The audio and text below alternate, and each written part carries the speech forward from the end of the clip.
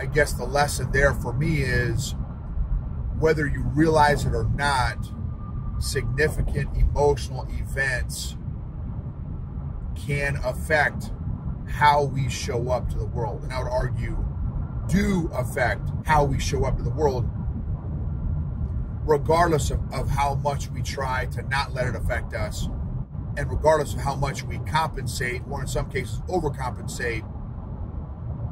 Those significant emotional events will affect us. Welcome to the EQ Gangster podcast, where you will learn practical tools to grow your mental and emotional health and intelligence to be the best version of yourself, both at work and at home. It is real, raw, and transformational. The journey of emotional growth isn't easy, but it's worth it. I believe in you.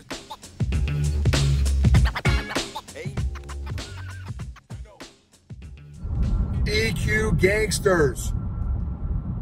Apologize for my YouTube folks. The sun is not in a good spot for the image. So, super stoked to talk about some things I'm learning and have learned based on this recent trip that I've made, business development trip. So thankful for shoulders and joints. So thankful for my five senses. So thankful for movement. Thankful for weights and weightlifting. Thankful for stretching. Thankful for my physical health. Thankful for travel. Thankful for leaders and leadership. Thankful for animals, horses, cows. Thankful for tacos.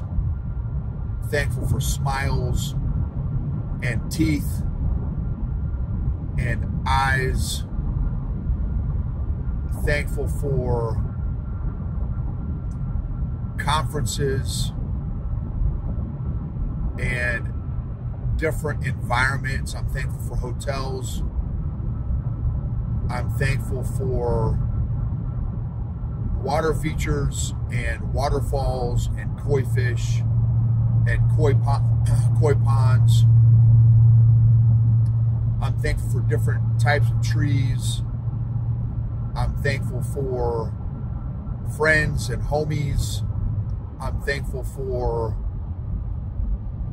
family. I'm thankful for hats, baseball hats. I'm thankful for different levels of leadership as well. So, just did a big kind of BD trip and want to share some insights I got from these different appointments, and they're going to be different. Each one's going to be a different episode. This one is going to be, I'm going to change the name and stuff. I'm going to call him Frank. Frank is a classmate of mine, CEO of a 2,500 person company, and is an absolute rock star. Like, no exaggeration, not saying that because I know him and all that. Like, he was just, I was asking for an update. Like, hey, it's been a long time since we've connected. Can you give me an update on how you're doing and a little bit about your career, your background, and all that stuff? And it, like, that dude, he has grown that company. He's like 12x'd the company that he's been running. And that's, I would argue that's no small or easy task. And he's done it and has had a very consistent track record of leadership success. While more recently, I would say probably the past month or so, going through one of arguably the hardest things a human being could ever experience. An incredibly traumatic season of life that he's going through right now. And while still leading his company. So some insights I learned from spending time with this incredibly successful CEO, Frank.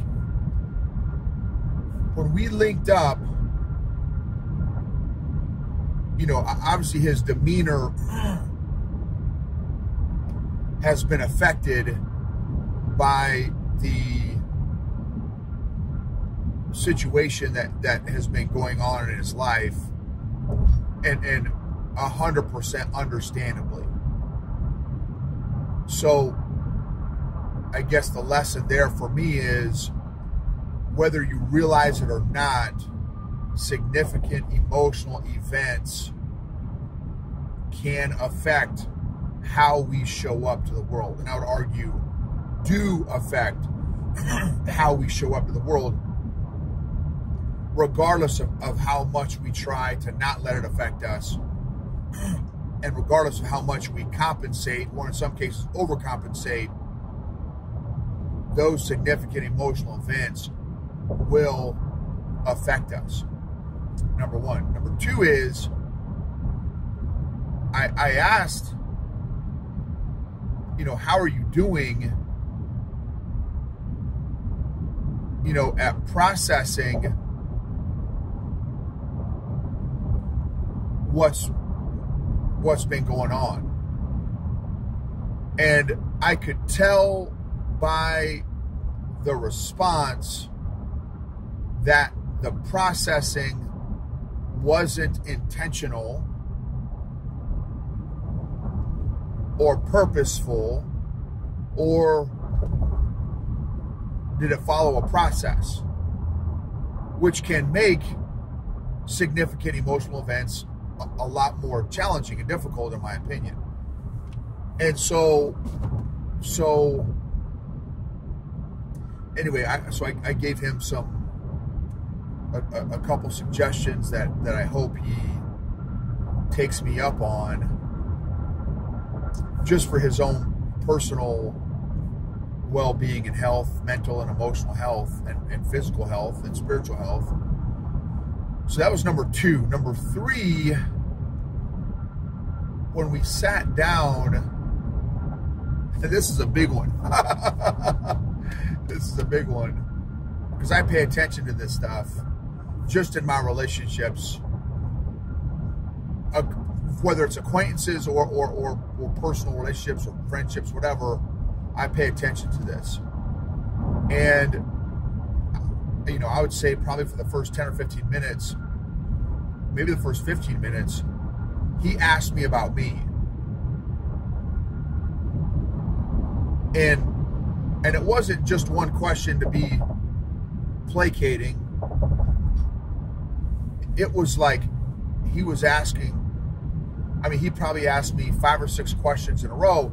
And that's not normally how I roll, right? I am the question guy, and I have my curiosity level is very high, personally and professionally, and so there's not many. And the reality is, most people are not curious, and most people don't ask each other questions, thoughtful, insightful questions, personally or professionally, in life. Most people suck at it, in my experience, and I talk to a lot of people.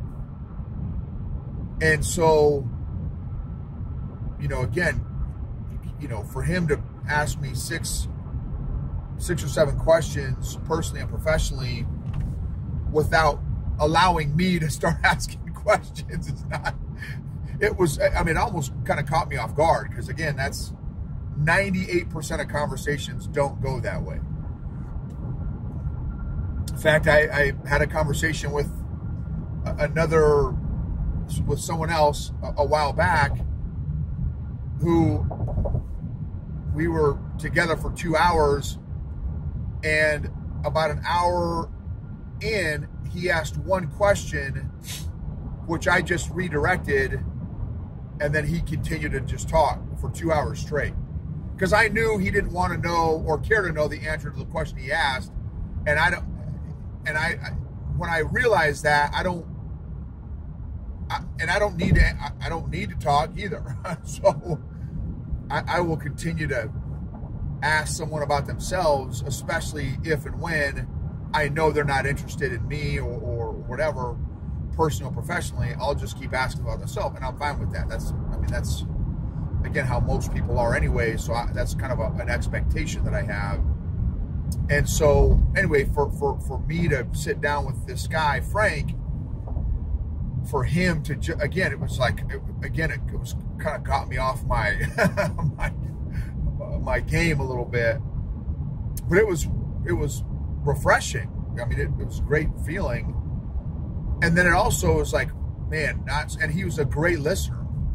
So not only did he have great questions, but he genuinely cared about the answer and genuinely listened, which are three separate things, in my opinion, three separate skill sets, right? Most people don't ask questions. If they do ask questions, there's a percentage of people that don't really care about the answer. If they do care, if they do ask questions, there's a big percentage that aren't good listeners. So to find somebody who genuinely asks questions, genuinely cares about the answer, and genuinely listens is, again, it's rare air, again, in my opinion. And I talk to a lot of, that's what I do for a living, right? Is talk to leaders. So I was like, wow, not a surprise why you are, one of the reasons why you are so successful as a CEO, as a long-time CEO, and have a track record of success.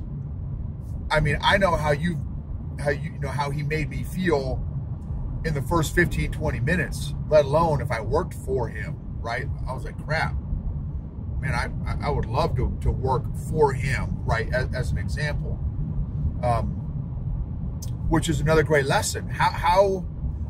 Who makes you feel good about yourself? That's a great question. Who makes you feel good about yourself?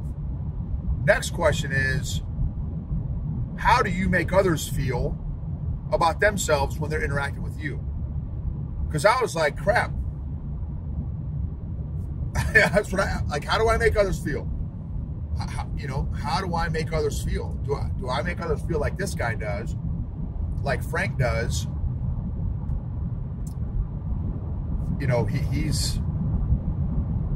He's genuine, like genuinely, I could tell he cares about me. And it had an impact on me. Like, so anyway, so that's some great lessons in there. And his curiosity. Again, most people that I've met are not curious. They're not curious about the other person in a relationship. Maybe they're curious about how an engine works, or they're curious about the stars, or they're curious about horses, but they're not curious about another person that they're talking to in a conversation or relationship. And he was relationally curious, which for me, I value, right? Because I love people so much, that's a trait or a quality that I value. Transactional leaders, right, many transactional leaders don't, they care about people enough to make sure that they create the output and the outcome that they want the organization to have, but like they don't actually care about the person themselves. They care about the person as a widget for the company, but not as an actual human being with a name, with a story, with that has relationships, that maybe has kids, that maybe is married, right? They don't care about that story,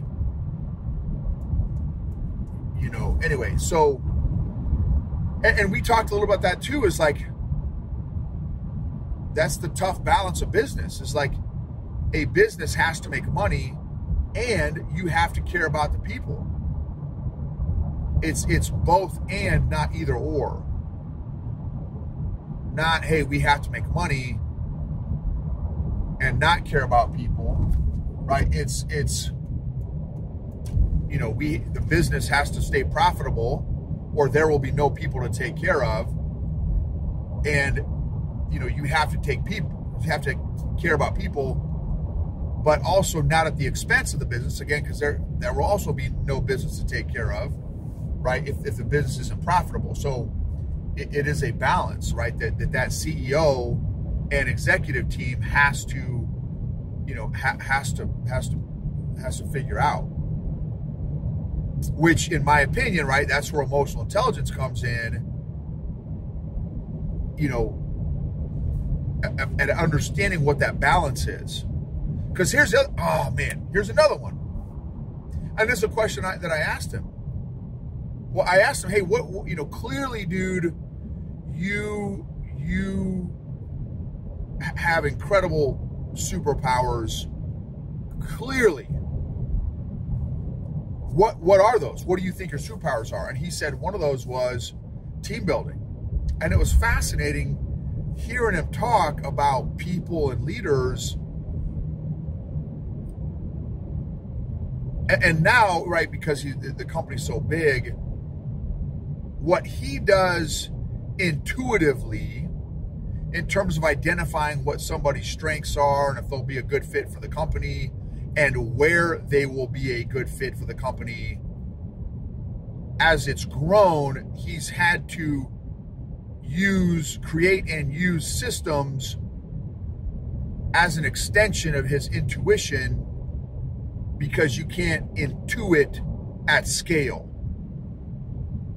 right? Like, you know, that may not be one of my, if I'm one of his junior leaders or one of his senior leaders, you know, there's a good chance that, you know, maybe I don't have that gift of intuition in terms of who's going to be a fit and where they're going to fit. I may not have that superpower. I may have different superpowers. You know, it's tough to teach someone what comes to you naturally to someone where it doesn't come naturally to, right? And so, anyway, so he has created and developed and used some systems to help apply that intuition at scale, which is great. Another great lesson. At some point, you've got to develop, create, buy, use systems for to scale your organization based on whatever gift that you may or may not have. So that was also really fascinating. So that was one thing that, you know, kind of that really stood out to me was his ability to develop teams. And then he also was very aware of where they're kind of not strong at, which I think is important for us as leaders. That's self-awareness, right? It's social awareness. To know, hey, here are the areas I'm really good at, and here are the areas I'm not good at. As long as you have a gap plan to fill the gaps for your weaknesses, that's fire, right? But what's scary is the leader who thinks they have no weaknesses, or their organization has no weaknesses. But he I feel like had a really good grasp on, man, okay, so here's the areas we're doing great, but like, you know, once we talk and stuff, he's like, man, we're not. This discussion kind of exposed an area over here that we need to work on, an area over here, you know, kind of thing. So, which also displayed some humility and teachability also. So, and the other lesson I got from him is he's, because I asked him, how are you growing yourself? And he had some great professional things, but then I said, no, okay, so that's great. Professionally, that's how you're growing. How are you growing personally? And he's like, maybe not as strong as I'm growing professionally. He said, I've got a small group of leaders that we can challenge each other and stuff. But anyway, the personal development sounded a little thin, a little light, but definitely the professional was strong. But the point is, the point is, I got the impression that he is a lifelong learner. He didn't mind being challenged. Like he didn't mind it. You know, he took it. He took it on the chin. And it wasn't like I wasn't trying to swing at him, but you know what I mean? But you know, I challenged him a little bit, right? I pushed a little bit, and he's like, okay, well, I feel like I'm doing pretty good over here, but I'm a little light over here. Which again, I think is an incredible leader. Someone that is humble enough to admit, again, his strengths and weaknesses, while being very confident. He's obviously very confident, a very confident leader. So, and I think that his I can't speak for where his confidence comes from, but I think confidence can come from knowing our strengths and weaknesses. It's not in not having weaknesses, it's knowing what our strengths and weaknesses are, because I would argue that everybody has strengths and weaknesses. So anyway, those are some great, just some great lessons I got from talking with him. And at some point, I want to interview him on the podcast. So, you know, anyway, just an incredible, it's humbling, right? To meet some of my classmates that are just, talk about being challenged. I mean, that's one of the reasons why I love what God has me doing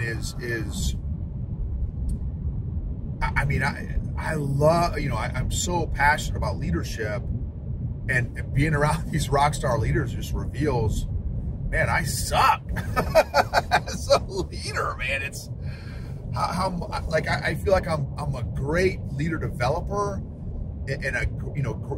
through coaching,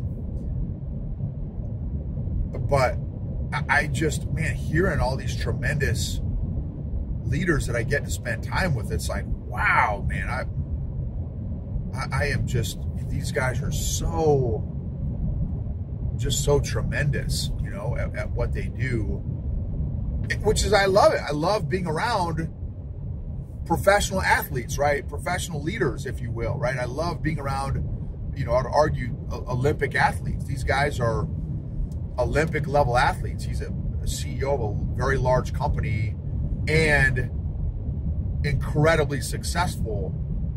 And I love being sharpened by these amazing leaders, and hopefully with my little skill sets that I can add value to them as well and make them even better, right? Which is what I love doing.